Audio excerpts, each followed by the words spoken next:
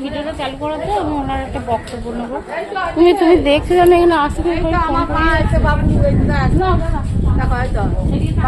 মা হ্যাঁ চলো ভালো আছো? হ্যাঁ হ্যাঁ হ্যাঁ চলো তা ভালো আছো বাবা? ভালো থাকো, ভালো আছো। বন্ধুরা দেখতে পাচ্ছেন চলো ওখানে চলো সব চলো।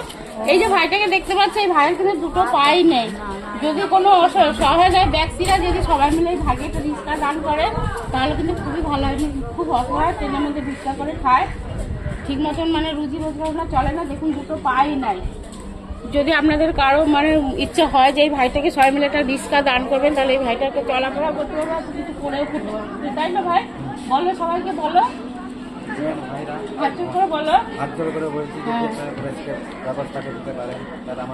তোমার কি করে একটা পাটা কাটলো?